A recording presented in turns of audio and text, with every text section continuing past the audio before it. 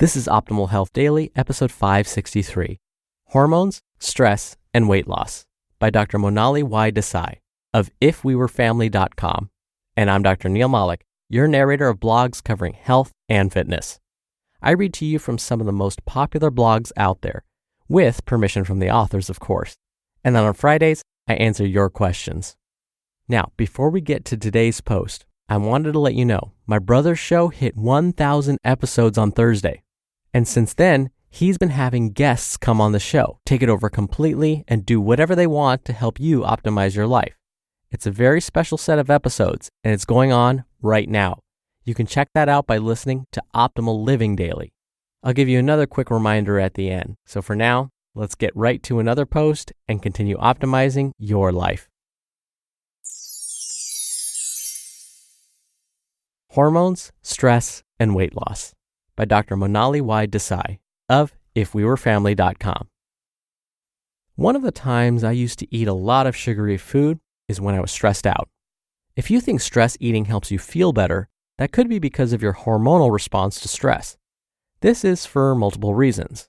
I'm going to focus on the hormone cortisol specifically. Your cortisol levels when you're stressed out. When you're stressed out, your cortisol levels rise. This is part of the flight or fight response you may have heard of before. This is a helpful response when a lion is trying to eat you, but less helpful when you're in a less urgent stressful situation like your boss is being irrational. The increase in cortisol levels will lead to an increase in your blood sugar levels.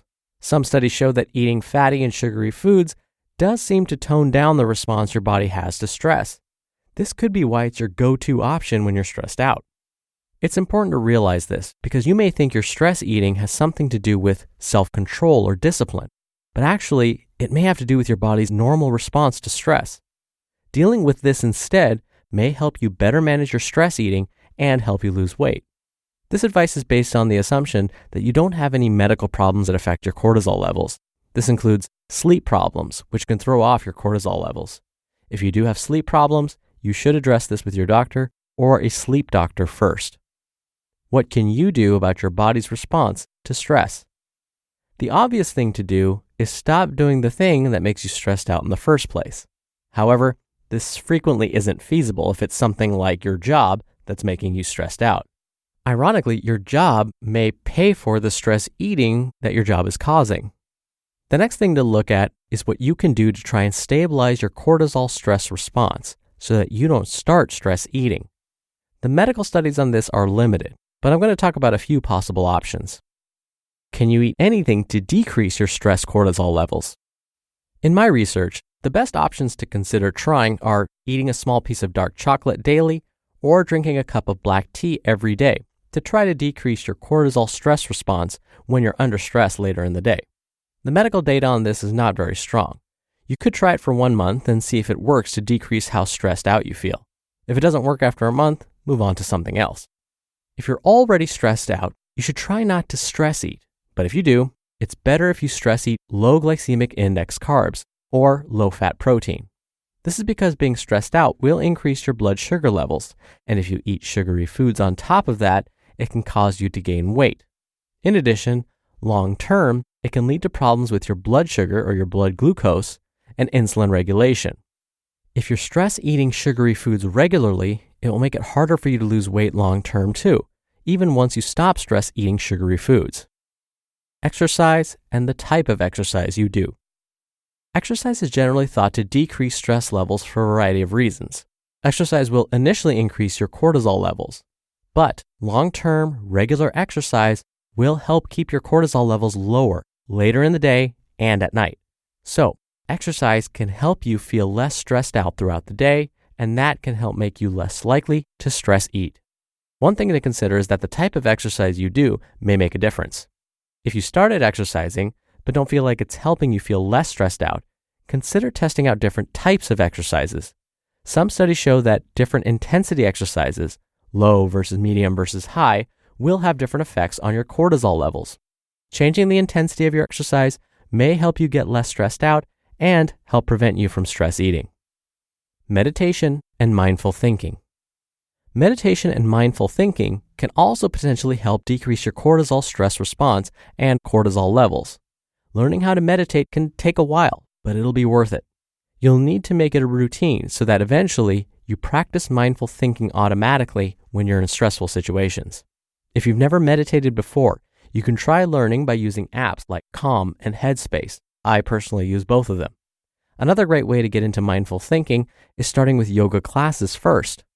Start with more of a flow or vinyasa type of yoga, which has mindful thinking built into it.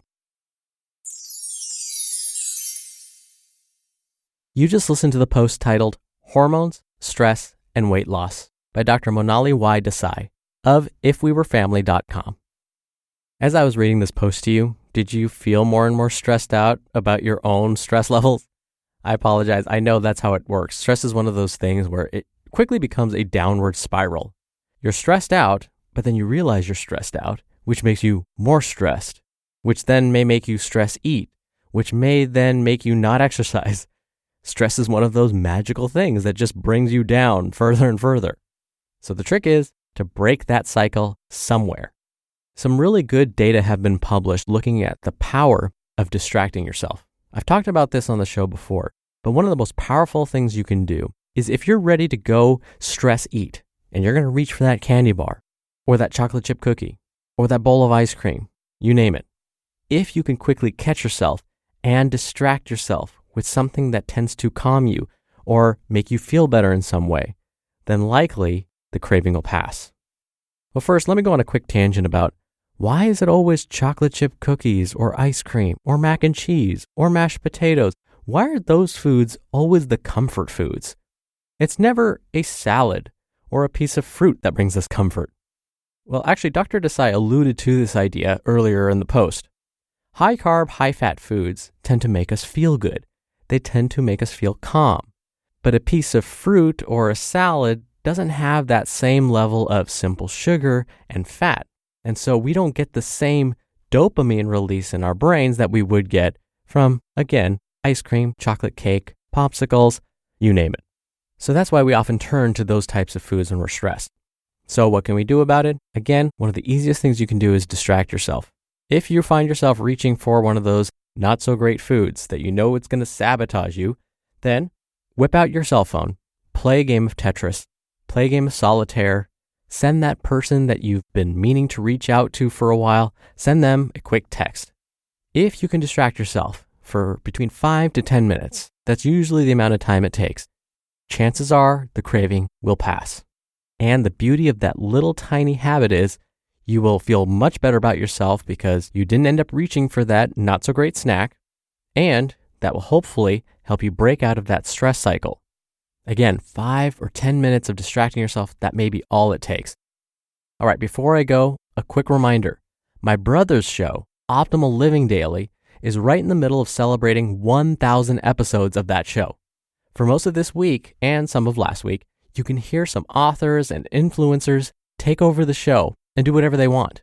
So be sure you check that out. That's the Optimal Living Daily podcast.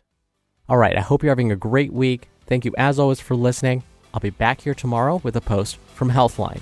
So I'll see you there where your optimal life awaits. Hello, Life Optimizer. This is Justin Malik, creator and producer of this show and Optimal Living Daily, the brother podcast of this one. Literally, I'm Dr. Neil's brother. If you like the format of this show, you'll love Optimal Living Daily too, where I also read to you from blogs, but cover other topics like personal development, finance, and minimalism from bloggers like Derek Sivers, The Minimalists, Zen Habits, and many more.